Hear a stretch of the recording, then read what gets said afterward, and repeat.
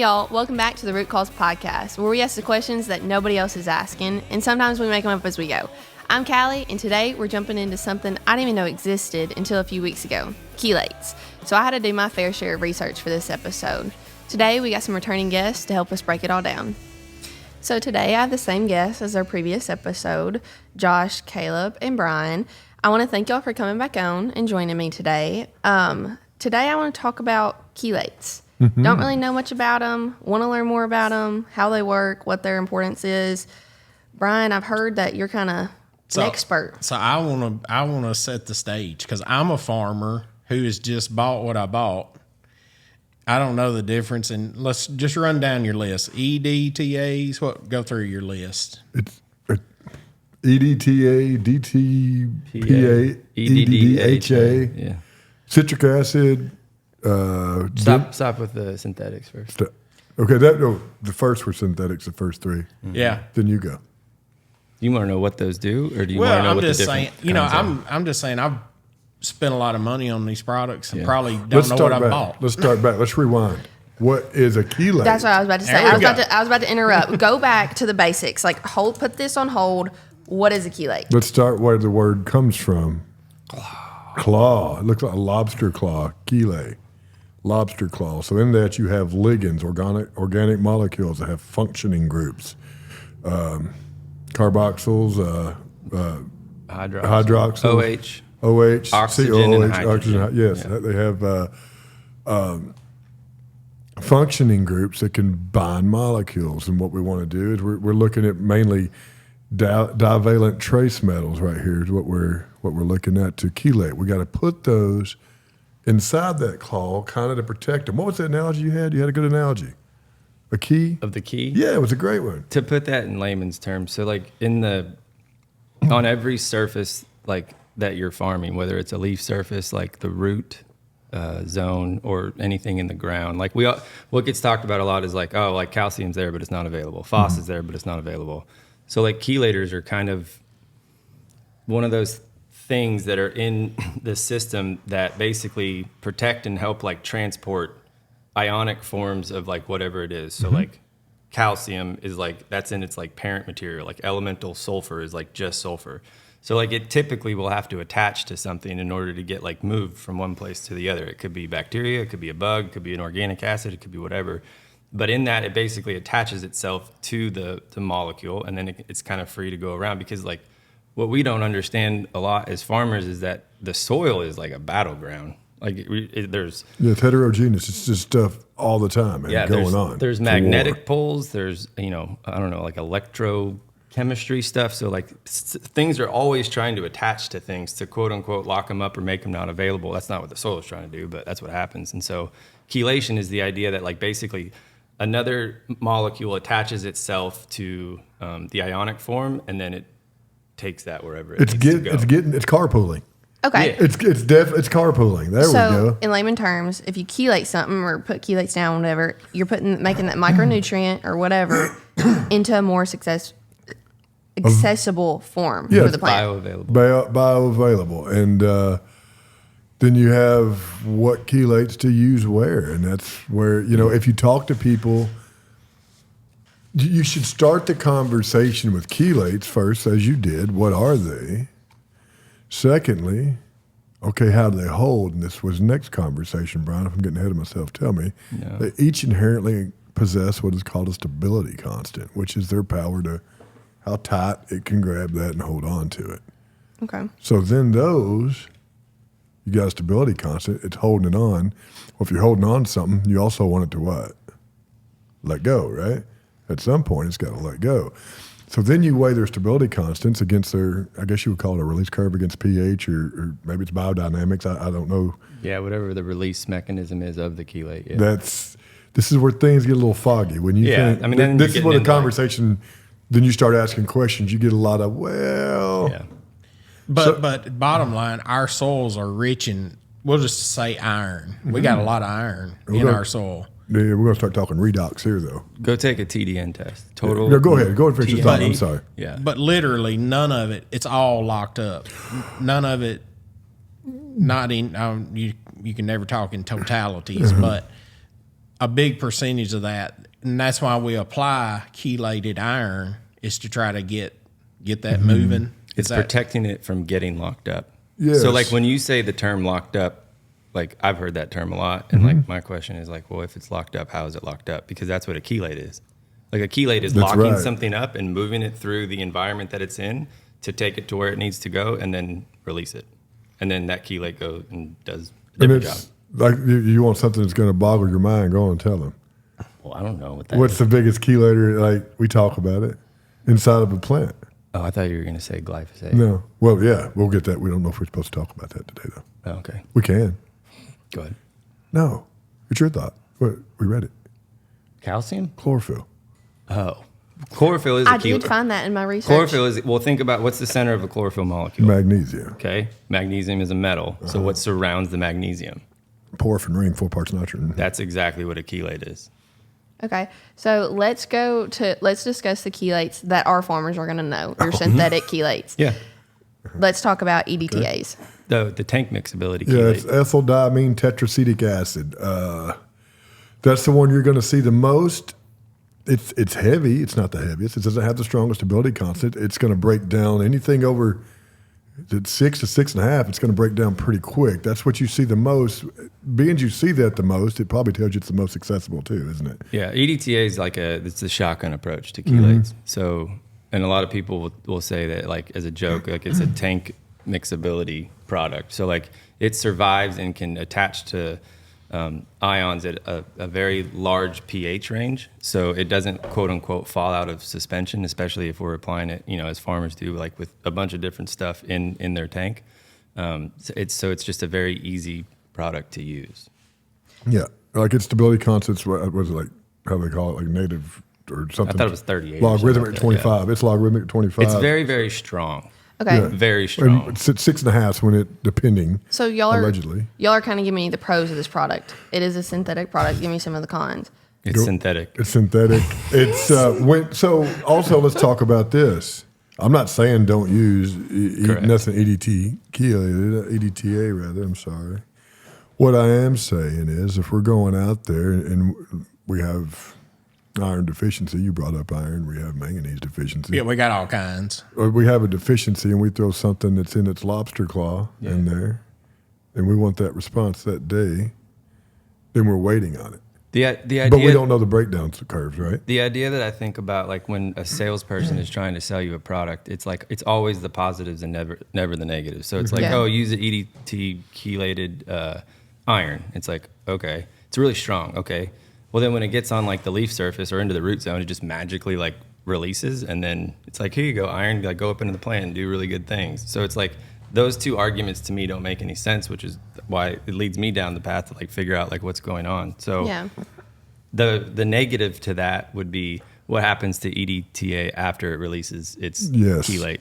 So if it has an affinity, think about it. It's got to go somewhere. If it has an affinity to go for it, like metal ions, well, it could be locking up heavy metals, like toxic heavy metals. It could go back to lock up like iron again that's already in the soil, and then it's quote unquote locked up. I haven't completed the thought or idea yet in my head, but like the word locked up to me like really trips me up, because like in my brain I think that like, well, you could have things locking up because they're being chelated and essentially stored somewhere, and then like it doesn't go anywhere after that. So the metabolic process after it's used for what farmers want to use it for, because we drop it into a tank of water with iron, and or the manufacturer, it's iron and EDTA. There's only one thing that it can bind to typically, and it binds to the iron. But then once it goes into the world of however like many metals there are, like you don't know what the EDTA is going to do. And then you start mixing a high tank solution of a lot of calcium or phos, then it can still the ion you're trying to chelate and outcompete the EDTA for it. And how, like, because it has a gosh darn it, calcium has a functioning group, so it's going to steal what you're trying to chelate from the EDTA. Then it's complex with calcium at that point, and then what's the EDTA doing? Cali, I got a real simple question for him. What? If I have a deficiency in my crop in season, can I fix it with chelated elements? if I'm trying to fight a boron or a manganese or any of those problems, can I move the needle? I know I can move it much better with soil health, healthier soil, and get it through the roots. But can I make a difference in season? Yep. Yep. Hey, good job, man. That was easy. Okay, yeah. So that makes me feel good. Yeah, I mean, it's knowing the pH of your soils. Do you need to do EDDHA, or you need to do EDTA or DTPA, which is, the latter there. Those two are going to be a little more functioning at a higher pH, but it's still, to Bryan's point, the things that we talk about, they're still synthetic. So at what point do you look at citric acid, or what points do you look at, in your opinion, carbon and things of that nature? Yeah, aminos. I did realize that you did say boron. So, it might be a good point in time to say that, there technically is not chelated boron out there. So, if chelation is the strongest thing that we have, the next strongest thing would be complexing. Mm-hmm. So, chelation technically has to occur when you have a trace metal and then you attach a chelate to that, and then another clock comes in, attaches to that metal, and then attaches to the chelate. So that creates a ring, and then that's like the official, this is chelated. Like when you get a jug of whatever it is and it's like chelated zinc, it's like, well, I hope that it is, but like you would really have to do like testing for that to see if it was a full chelation or not. The step down from that would be a complex, which only one side of the ring could be, complete, or it could have two claws on it, but it doesn't complete the ring because it doesn't attach to each other. So it's a weaker form of like partial chelation. All chelates are complexes, not all complexes are chelates. Yeah. Okay, let's rewind. Okay. I want to hit back on some of the more popular synthetics, but you were talking about locked up, getting locked up in the soil. We hear that all the time. So if something's locked up, is it technically a chelate? Is that what you were trying to get at? I don't know. It could be complexed or chelated, but if something's tying something up, like you take calcium in a soil, tying up, it could tie up, iron, phosphorus. Let's go down that list. Yeah, it's complexing. Yeah. I've always had the question of why can't we just spray chelates on the ground? Huh? So, I know that's where I was going. Can we spray chelates on the ground? I won't say it because I don't have a qualified opinion on it yet, but it's been done, and the results were not negative. Okay. I think it's just one of those, a lot of these concepts. You're talking about tying up heavy metals. A lot of these concepts are like Wild West type stuff. So you're not going to you just can't run to your fertilizer dealer salesman and be like, hey, can I spray this chelate on the ground with, in theory, yeah, it probably should, because that's what it's designed to do. You take if you take calcareous soils though and you go buy EDTA, it's probably not the choice for you to make. Yeah, I don't know if I would do that. I would go down the more non-synthetic route, because non-synthetic chelates would be any type of organic acid, citric, malic, oxalic, lactic. I don't think you'd want to use that, but amino acids, fish hydrolysates, seaweed, humic, fulvic, and I'm sure there's ligands. So if we've got elements that we're working on a nutrient deficiency, if we put in the humics, fulvics, that gives a better entryway for that element in the plant. Humic the molecular weight of humic would probably be too much on that. Humic and nitrogen is a good complexing idea that I feel like we found good results with, and then humics with nitrogen, absolutely. Correct, I'm talking about foliar applied on humics. I was getting there. Oh, my bad. And then on the flip side of that, you would have fulvic applied with not everything else, but the trace metals and minerals, micro versus macro type stuff. Then it opens up the conversation, people who are still spraying glyphosate, which is a chelator, and then you're spraying chelates with a chelator. Yeah. Yeah. To be clear, though, I would call it it's a stripping agent. It is a stripping agent. And so that... But it's still chelating manganese and zinc and... Yeah, after the fact. Yeah. I mean, what's something phosphonomethylglycine or something? I don't know. But that, the popular story of glyphosate, and it's on patent, you can look it up, it's Googleable, is that it was used in oil field. It was cleaning iron and sediment and off of the pipelines or whatever. And then they realized that it had an affinity for manganese, and then all of a sudden it's used in agriculture. So it takes everything off. Like it's probably the strongest like chelating agent that we would have like in agriculture, even though it's not like technically labeled as that. And then not far down from that would be EDTA. So, and then it would go down from that to like organic. Okay, so we talked about EDTAs. Let's talk about DTPAs. I'm trying to like stay on track of what our farmers are going to be more familiar with and talk about the pros and cons of those.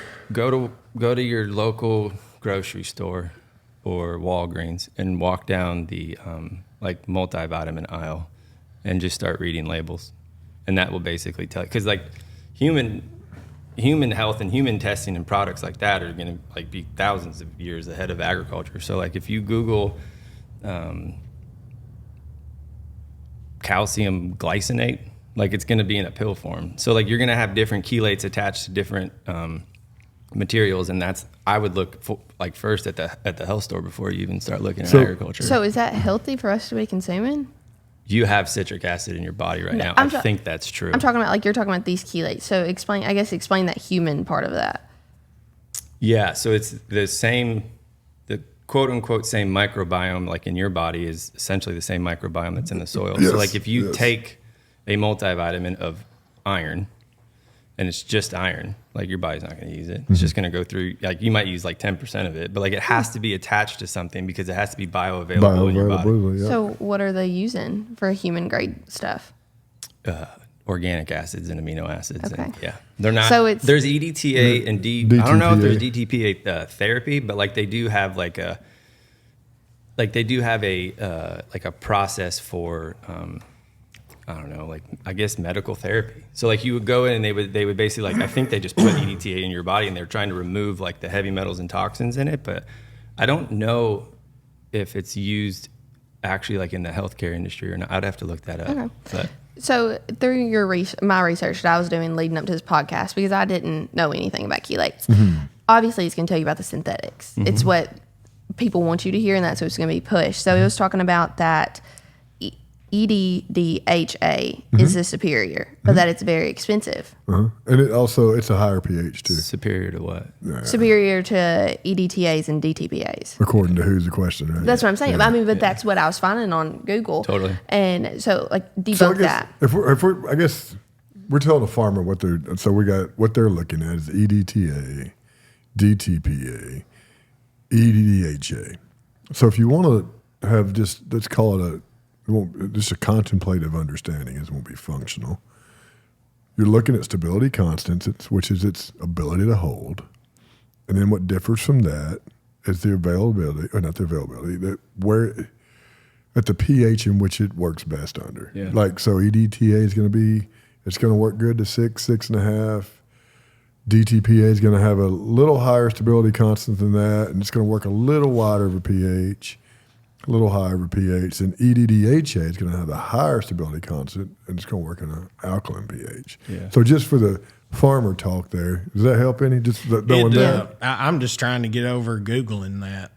I don't know how would you, he said he Googled, Lord, this is deep. Like, how do you don't- know? It's as we tried to say, man. I don't want to lose the forest for the trees here. It's that like just the fact that like farmers can understand that like if we're doing foliar applications of like trace minerals, like it has to be chelated. So that's step one. It's a delivery mechanism. Honestly, before we even get to that, it's like if you ask the question, well, should it be EDTA or DTPA or some new thing that's coming out? It's like, well, that's a good question, but to me, the better question is like, what time of the day are you spraying? How clean is your water? So I was fixing What's to go. the pH? So that's going to be the answer before we can get maybe like there might be a 5% difference between EDTA and DTPA and whatever else they're coming out with, but like the more bang for your buck, it actually comes before that. Okay, so how do we figure that out? Let's get to Did you it. have a question? No. Well, I mean, spraying in a drought, spraying in cloudy weather,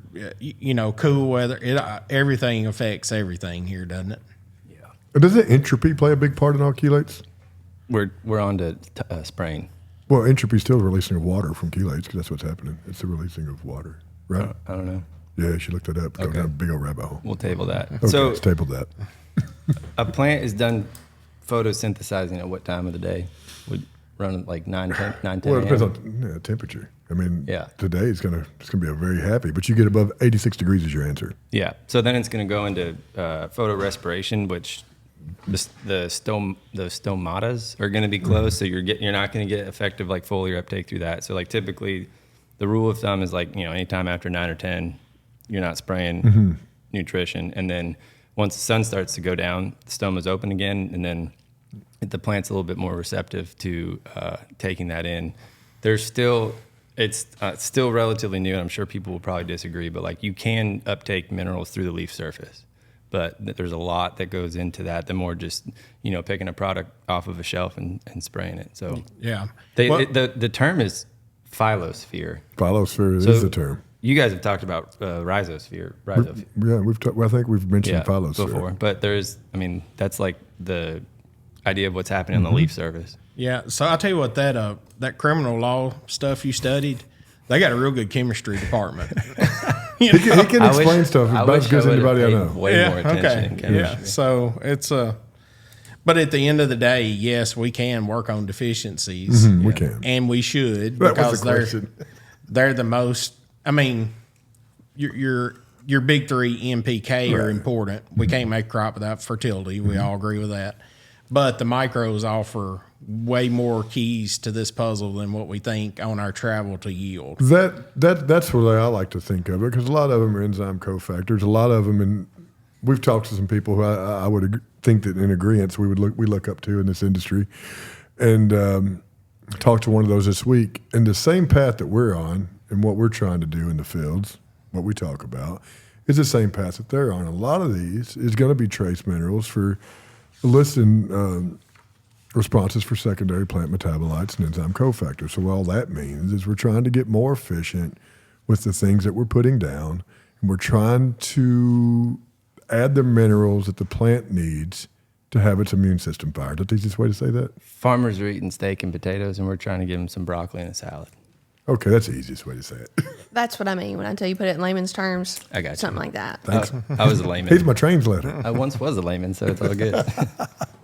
No, that's it, But the thing about, if you try to find a singular source of, or just a book or anything on chelation chemistry, good luck, man. Good luck. Well, that's the thing is it's just a lot. And that's what I was going to ask. Like we talked in the last episode about how you were self-taught yourself a lot of this stuff. How do you find reliable sources? Because my research was pretty much garbage. If you want me to base it off of, like, it was just what I could skim, what I could find leading up to the episode. So it's how do you pick and choose what you're learning and what is true?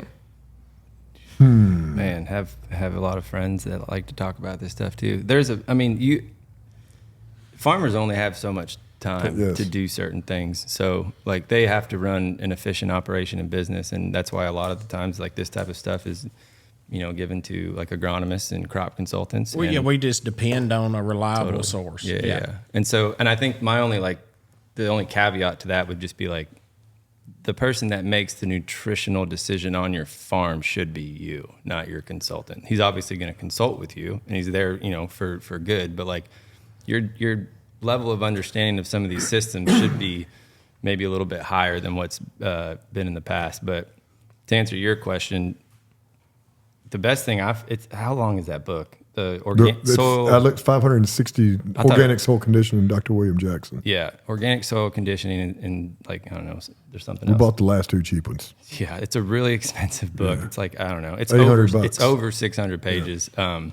But it's dense. Like there's like white papers or like studies that like PhDs have done, and then like he does a pretty good job of talking in layman's terms. But it's just information like that where you kind of start to realize like what's going on. But I think we're still glossing over something, and I think we probably need to take a moment to dissect. And none of this works because we lose the forest for the trees until we start testing our water, like we was talking about outside earlier, man. I mean, that's where it starts at. You wanna unpack any of that? Well, yeah. So time of day is step one. I feel like it's easy to correct unless you just have to like run wide open all day, but. I mean, after that goes into figuring out like water quality. Like some of us are on wells, some of us are on city water. If you're on city water, you're going to have high chlorine.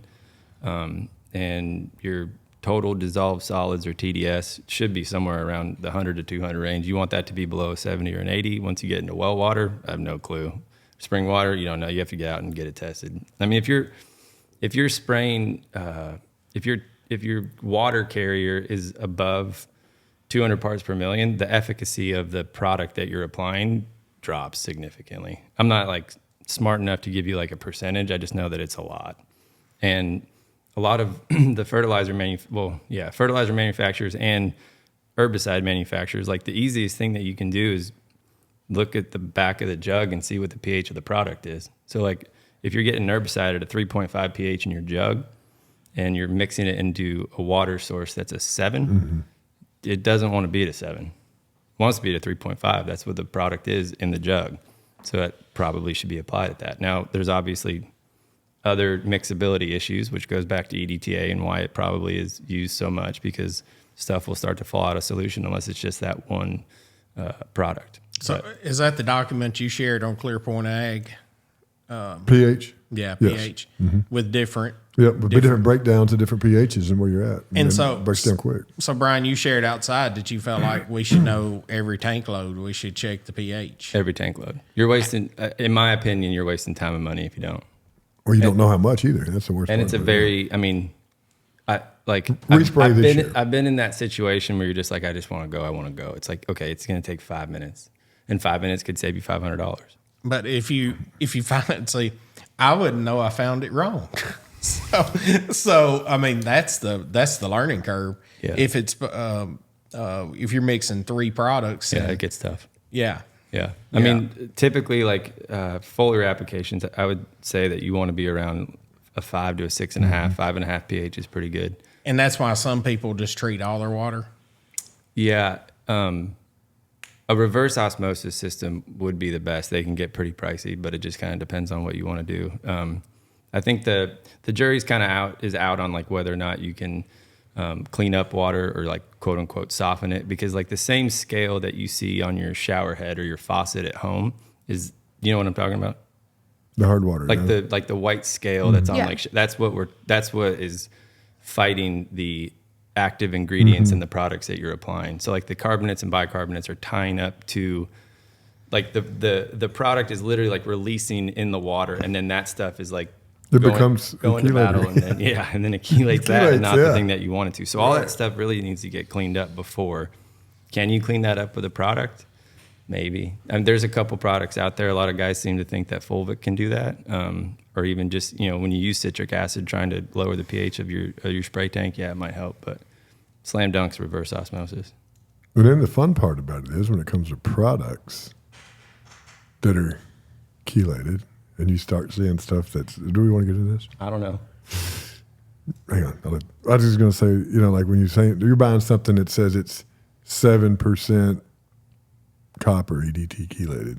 Yeah. Yeah. I mean, this blows my mind in ag, but it's just Go like for it. if a company is saying that, then like just ask for the test.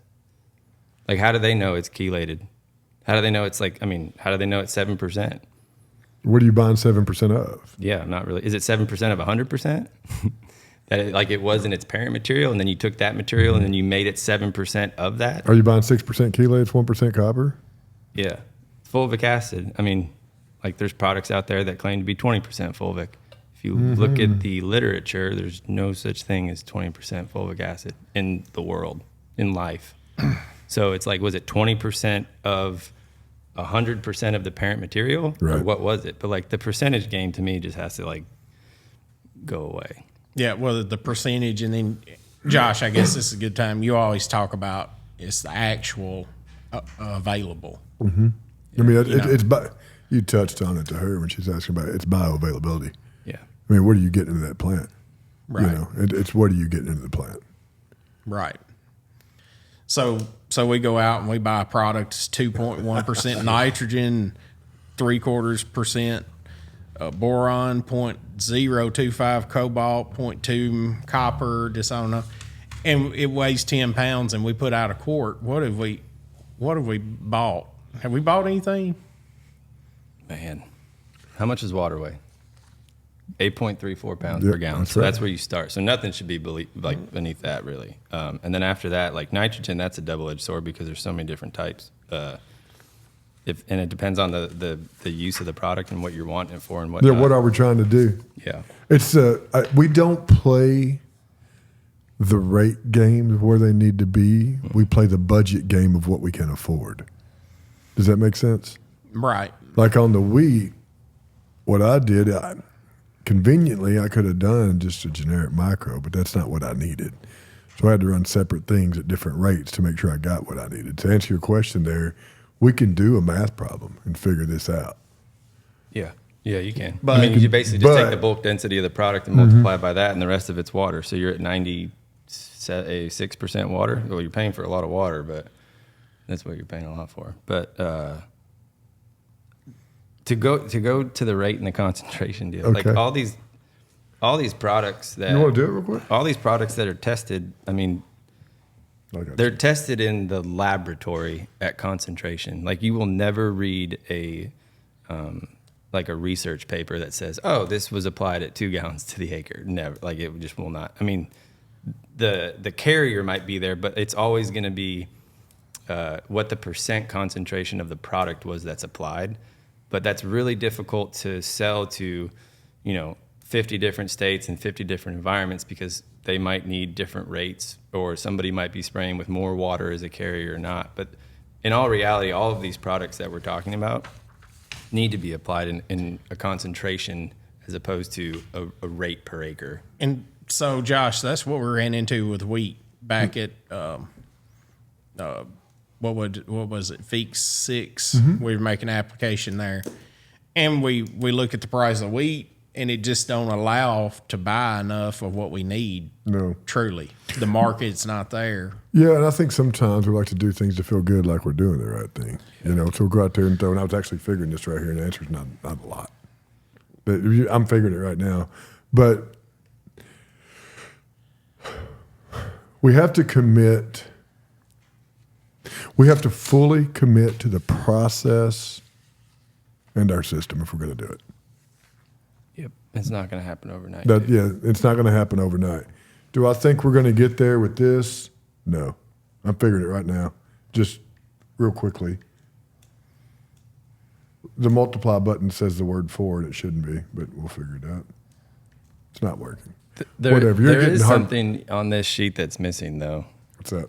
Well, like zinc, all zinc isn't all zinc. So like there's going to be different type of, So it could be nitrates, sulfates. yeah. What And then you're else? going to get further down the rabbit hole of like chemistry and like redox potential and whatnot. But like, you get to the- zinc while you get a response on zinc every time because it's pretty The simple. reason why zinc Yeah. is so widely used in like Exactly. row starters for the past, like, I don't know, you guys probably know way more than I do, but like it's because the product can't get messed up. It's always in the same redox state. It's always a +2. I think that's what it is. It is. So you cannot mess that product up generally. Cali, you know what a redox is? No. I don't even know how to read.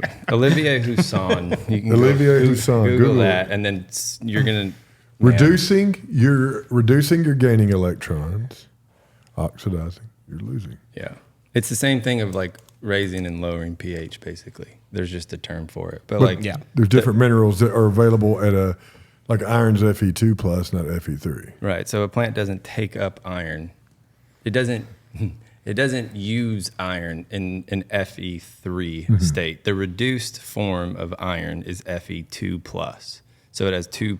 I guess it just has two positive like charges. So if a plant is using something There we like go. I'm gonna say manganese sulfate versus a manganese oxide, the oxide is not as reduced as the sulfate form. So the whatever it is that's in the soil or in the plant or on the leaf surface has to convert it to the reduced form before it's uptaken by the plant. So you're adding an extra step, and that goes back to what he always talks about a metabolic drain versus a metabolic gain. So if you're applying the nutrient in the proper form, then the plant has to do less work to take it up. Does that Right. make sense? Kind of. Yeah. And then just to go to the nitrate sulfates, are they the two big players as far as what these what we're buying. Generally speaking, sulfate forms are pretty safe. Yeah. It really should. And the nitrates sometimes don't mix well. That's where you get your mixing issues. The sulfates mix better than the nitrates. Yeah. So that's another thing. And I've always just, if somebody asked me, I'd just act like I knew what I was talking about. Yeah. But going to this, nobody does. I mean, I say nobody, but it's a chemist somewhere whose phone number I can't get. Yeah. I mean, I've looked for it, but I can't find it. It goes back to Cali. You do the research. It's not a whole lot there to look at. I mean, at the end of the day, too, and I think you hit on this at that talk that you did in Russellville, is that a lot of this stuff should be on trial basis. So if you want to run a strip of something with an oxide and something with a sulfate, something with an EDTA, something with a citric, something there has to be something more than just saying, I got to farm 15,000 acres and I got to apply this. Well, then you're not going to learn anything. You have to have something in your backyard to be like, hey, I'm going to run a pass of this and just see if it works. That's the crazy thing about it. I don't believe a plant's wasteful on its own accord, because you can look at nature and look at things and know that. But nature, you'll have a plant that has reduced and oxidized iron in it, so it becomes a function of as to what and how much and when and where, right? Homeostasis. That's it. Yeah. It's the yin and the yang. It's the balance. Okay, I have a question. So we kind of touched on earlier, maybe it was before we started recording, when synthetic chelates deliver whatever they're carrying, where do they go? Don't know. Okay, so then what about non-synthetics? When they deliver, where do they go? Are they absorbed by the plant? I also don't know. I just know that those are naturally occurring substances that, it could be a detriment. Like if you had an overabundance of citric acid in the root zone and you're applying that, then it could be potentially bad. But all I know is that. What's a root exudate? And it's carbon. Yeah, they're like bugs, fungi, everything else in the ground. It already knows what citric acid is. It walks up to EDTA and is like, who are you, buddy? That's an easy way to put that. What makes chelates so good is the same things that could potentially make them so bad. You just hit on life philosophy 101. Okay. So end of the episode just now, that was a good summary. Yeah. I mean, is that what we're saying, isn't it? Yeah. I mean, it's I don't know. Is applying zinc beneficial? So maybe. Yeah, and then just like I was sitting here thinking, you're right. We go out, we got to apply a strip to see if we make any difference. Exactly. All right, we don't make any difference. Well, we did it was cloudy, or we did it with city water, or you didn't need it, or you didn't need it. It's just the one thing I could say, and I will say this, and I think I can speak in absolutes when I say this, closest to absolutes as I'll ever speak. If you are spraying glyphosate, keep your manganese in, keep your zinc in. There's some other things you can keep in, but we'll start with those two. Because those two, it's really binding up pretty quick. Yeah. So definitely keep those two in. I guess my question back to you would be if you're in a company and how much is that company allocating to R&D? How much is it trying to grow? And then what are the SOPs or standard operating procedures that for the employees that say hey, this is what the solution has to be before the product goes into the tank? And I mean, that to me, that's just a business deal as opposed to, cutting. There's so many variables that you're not going to get this thing right 100% of the time. I think that's the point. But if we can, uptick that to about 80%, then I feel like that's, it's a pretty good day. I'm not going to speak for you. I'm going to speak for me. When you start doing this kind of thing, the depth of the work that I feel like we're trying to do, and I don't like the word deep dive, but when you do reading and try to approach on understanding to this depth, the only thing you're left feeling is helpless and hopeless, because it goes down forever, and you just realize how divine and how orchestrated it is, and in a perfect world, it's in concert, and how disruptive we are. So we can go back to that, and we make these disruptions, but then we want to hold the pendulum on that side of disrupting when it's always that. You know what I mean? When it's always that. So it's humbling. I mean, that's it. Dude, nature's a very humbling thing, for lack of a better word. You could probably come up with a bigger word. Yeah. No, man, that's a pretty good word. Humility it's it. Yeah. Spray and pray. Like literally, you probably should do that. I mean, that's something to think about this year too. I mean, that's something we didn't even. Water quality. What was the effect on that this year at burn down timing with the adverse conditions we sprayed in? Did it become more pronounced because? I mean, the lack of success we've had with burn down this year, was it because of what our water quality issues and things are? What's the first thing a farmer wants to do, or not a farmer, just anybody in general? They usually want to blame the product. But there's a lot that happened in that spray tank before that product even entered into it. Yeah. And that, to me, like, that's the low-hanging fruit. Products, like, man, it can get confusing. There's a lot going on. It's capitalism. Everybody's trying to make a dollar. But there's certain things that we can control on a daily basis that can set us up for the best outcome. Yeah, I'm going to go further than that.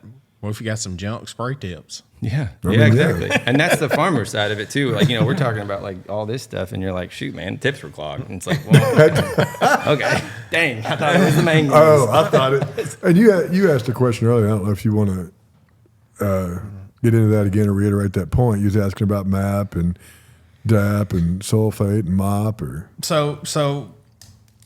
As we've chased yield, we've just been putting more on, which was locking up more of our what we were trying to do. And now that we're learning that muriated potash, DAP, and those things, we're over applying so much nitrogen. We're over applying so much just because we don't have any efficiency. So through chelates, through humic, fulvic acids, through sulfur-based dry products, we're just so much more efficient, aren't we? Well, like on the MAP and DAP side of thing, it has to come down to breaking into primary and secondary orthophosphates. It has to do with MAP breaking down to H2PO4 and then DAP breaking down to HPO4. Your plant's probably going to prefer that H2PO4, especially in slightly acidic to neutral pHs. Maybe DAP if you get otherwise. But going on. I mean, as a farmer, I'm sitting here today. I think a SOP is about twice the price of muriated potash. It's about double. I said that backwards, MAP and high pH. But anyway, yeah, it's the thing. But like MAP, you're getting more delivered into that plant. And I think the propensity for it to bind with calcium and iron is a little lower than it is DAP too, according to the things that I've read. And on the sulfates, you can ask anybody about that. It has to do with lack of chlorine competition, because you don't have that chlorine competition when you're putting it on with K. You get sulfate, you get a delivery mechanism. It's taking it up into that plant. It's more efficient. You're getting it into the plant. You don't have to use the rates that you want. I mean, maybe an easy thing to think about on sulfate of potash, if this is where the conversation's going, that if I'm spending, you're going to spread your corn. If he's going to spend $20 on a potash budget, just spend $20 on a sulfate of potash budget. Sometimes we get so mesmerized by numbers. Quantity. Well, yeah, quantity and not what they're doing. It goes back to the moron, right? Yeah, and it's like it's a one-sided argument in a multi-sided system. So like, what else? Like, where else could you be? Cycling potassium, especially phos. Like if you have a living root in the ground, like phos should be cycling throughout the entire season, that you might not have to apply this little tiny prill in fall and hope that 6 months later it's still there for your crops to take up. So you said earlier, or maybe in the other podcast, at one time you made 100 bushels of corn, 27 units of nitrogen. So proud. and good job, man. So my challenge to my other farmers out here is to put out zero. Yeah. See where the bottom's at. Yeah. See what is available. We did that in 2017, 18. That's what led me on this little war path. Zero without zero, a lot of times will be zero. But add back in things to help extract from the TND. Yeah. And things. Hang on, let me ask him the question that all farmers like. Go for it. What was your yield? So what we learned is we converted at a lot better. I think 120 units of nitrogen was our sweet spot. Yeah. Versus the 220 we were putting. Yeah. And then DAP and potash, we weren't getting much of a rate of return at any level. And so then they're going, people are going to go, well, you're mining if you don't put some. I mean, we have to have nutrients to raise crops, but you can't mine the mine. You're mining the mine at that point. You're mining the mine. Yeah, but I get what you're saying. Yeah. So So I mean, it's it's so hard out here. Like you said, it's a multi thing with a singular. So I don't know, but I do know when I'm not getting a rate of return on something that I'm spending 10, 15, 20% of my budget on. Yeah. Kaleb, here's where I know you're not going wrong, where so many are. It's your thinking. You're always thinking, and you can't go wrong doing that. And for the people out there listening, I can promise you, if you stay to the tried and true system, you'll get a result. You'll get a result, but it's going to continue to take more to get that same result. It's like the merry-go-round's been going around, man. It's starting to slow down a little bit, and you got to start spinning it faster and harder. So you're always thinking. So you're going to find a solution. But when you find that solution, you're going to have to find the next solution. And that's going to take you somewhere to where you want to go, and it's going to be profitability. Right. Yeah. And I don't want to miss out on just the salt content and the difference of KCl versus sulfate of potash. No, absolutely not. And chlorine, yeah. Because I mean, like the over application, what's the Hustis von Liebig? The law of the minimum. Well, I mean, that might be valid for like certain systems, but like also the over application of high salt fertilizer is like the electrical conductivity of the soil. Like why people take Pedialyte. I mean, you're just dumping salt into your body or to the ground, and it has to metabolize that somehow. And it takes a lot of energy to do that. If you just went and downed a pound of salt, you'd be like, I don't know what would happen. But I mean, it's going to take your body a while to functionally metabolize that stuff out. So that's salt content. This whole industry is propagated on von Liebig's back, and after reading that book, I don't know if you're going to talk about that or not, but go buy the book. Go buy the book and read what that book opens up with. And I'm not even going to spoil it for anybody. No, you got to go buy it. Right. Do that, Cali, and then read it. What's it called? Organic soil conditioning. Dr. William Jackson. Yeah, Humics and Fulvic. Humics and fulvic acid, I think, yeah. But it's about everything. And when you have healthy soil, it makes all those acids that it's supposed to make. Yeah. And it's amino the acids it's the 75 years that we've been applying these salt fertilizers, chasing yield, which nobody's at harm for. I mean, we're just doing what we were doing. We're trying to hit a grand slam in the World Series. We probably have, though. I mean, I think the one thing it shows is how resilient the soil is or can be. I just think it's going to keep getting a little less resilient. Yeah. And then, there's all kinds of new technology coming out. So MAP, DAP, potash, all those things, that's 70, 80-year-old technology, isn't it? Maybe longer. I don't know. Dude, if you're still doing fall applied dry fertility, I'm not everybody does their own thing. I get that, but if that's where we're at, then there's a lot of things that we need to talk about. You can get on the hay ground that I do. You can get I do small doses of MAP and urea and AMS and sulfate of potash, but I've always got a living root there. So if anybody's listening who wants to try this, I'm going to have some trials out. If you got corn, go in at V3 and V4 and play that extra cost and do a little dry there. Get a hold of somebody. We'll tell you what we're thinking with the sulfate and MAP, and then come back and split that again at about V8 or V9. We always have that living root there before it can precipitate or gets trapped in clay layers or whatnot. Yeah, do that, Cali. Call Clear Point Ag. I have no idea. Or ask for Bryan. Call Clear Point Ag, ask for Bryan, and eat a steak. Yeah. So I mean, it's just so much different thought, and you learn so much in your grass because you're in it all the year. Yep. Yeah. That's exactly right. Versus where we just plant, hope, and we're out of the game. That's it, man. That's it. So the plants want to see you come check the field a couple more times. I learned that in the Arden Anderson book, and he's right about that, though. That's the one thing we've lost ability to do because we think we're too busy to do our job correctly is go out into a field and just take your shoes off. I don't care, but look and listen and close your eyes. It'll tell you something. Now, you're going to be amazed by this, but I have gone and laid in the field. Just laying and yeah. So it is interesting. That's how I look for aphids on wheat. I'll lay down in it and look at it. Dude, it's really hard to check a field driving by it. I mean, even if you're driving by it 35 miles an hour, but I don't know.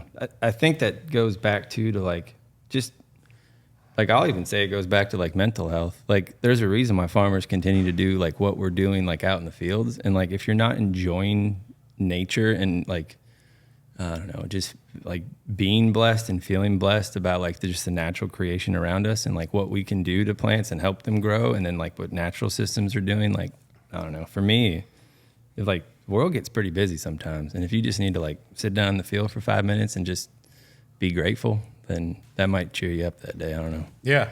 Well, it's amazing what you can do. This morning, we're filming this as a real popular golf tournament getting kicked off. And I'm just like, man, there's not one pine needle laying in the wrong place here. How did that happen? So nature's the base, and then they manage it. And I don't know what their tactics are, but it's unbelievable, isn't it? Well, how like I think it might have been the last podcast, but you asked me like how like the resources are how I get to like where I'm going. And I mean, I say this like gracefully, but like it wasn't from row crop. Like you have to go to higher value stuff. So like turf, cannabis, like orchards, horticulture, like tomatoes or whatever's grown in your area. Like that, the people that have, thousands of dollars, like, at stake in that acre, like those are the people that are paying a little bit more attention to. Oh, so you're talking about a crop that's gross revenue is $50,000 an acre. Yes. Yeah, like the $150,000. Whoever's growing that, Yeah, they know how to do. That's it. They where I know how to learn. grow it. That's where I learn the things that I've tried to understand come from. Yeah. If not most. Yeah. A lot of these things will come from different farming systems. I mean, this Thurman Hague business over there, no telling what they're grossing per acre. Yeah, he's rich. Yeah, I know. I mean, I've got a $3.99 Massey, bud. Easy. yeah. Well, he's the problem with the economy. He won't spend any money. Yeah, he's tired. Oh, that's what it is. Yeah. I will say this. I do believe earnestly and all glory to God that we're doing something important. I believe everybody sitting at this table, and when Nicole sits here as well, Bryan and all of us, that we're doing something important. We are part of something important, and I'm thankful to be doing it with y'all. And if we continue down the path and endure the headaches, endure the bumps, endure the bruises, endure the failures, there's no failures, man. They're just lessons. That we're going to make a difference, because somebody's going to hear something we say. It's going to keep them going, and it's going to be worth it. Yep. Amen. No, that's That's almost a- like that's me. See you later. That's a good note to end on. But this was a good episode, but definitely over my head. But I enjoyed it. I feel like I learned a lot. Yeah, I mean, no doubt. I mean, this criminal school you went to has got a real good chemistry department, and then Josh. Y'all should put a bug on our phones. Yeah. Well, no thanks. Yeah. The same group of people wouldn't listen to all that wouldn't Google that on Saturday night, to Good read point. about. So, Yeah. but somebody's got to jump in these holes, and more than that, Cali, they understand the Lego approach, how this all comes together and The looks building like blocks. something. Yeah. And it's kind of just, I mean, I've laid on the ground and just looked, but I didn't know what I was looking for. That's It doesn't matter. Yeah, I it think doesn't that's- matter. Yeah. Yeah. That part doesn't matter. You And figure it out as you go. And I mean, like, I can completely understand that a lot of this is overwhelming. And we obviously find like joy and fun in like figuring out the systems approach to it. This But is like, y'all's gig. but you like he said, like if you just take one thing and like you figure that out, and then maybe it takes a day, a week, 3 months, whatever, just figure that out and then just go to the next one. Like it doesn't all have to be, you're going to be drinking through a fire hose if you just try to take in all this information. So Yeah. We didn't get into siderophores. Siduriphores. My bad. Siduriphore, yeah. However we say it. Never mind. Next time. Next I'm time. just looking at y'all like, please do not go down this rabbit hole. All right. Well, I want to thank y'all for joining me once again. Bryan, where can people find you, find your information, find more about you? Our website where we sell meat is whitakerfarmstn.com. And it's, like I said, it was in Cottontown, Tennessee. We're building a house now in Portland, so I can kind of see the state line from the window. So I kind of claim both states at once, but either that or just riding around with Josh. Yeah, or you Where I'll two, be. Petey catching a ball on the wall. Yeah, there you go. Josh, where can people find you at?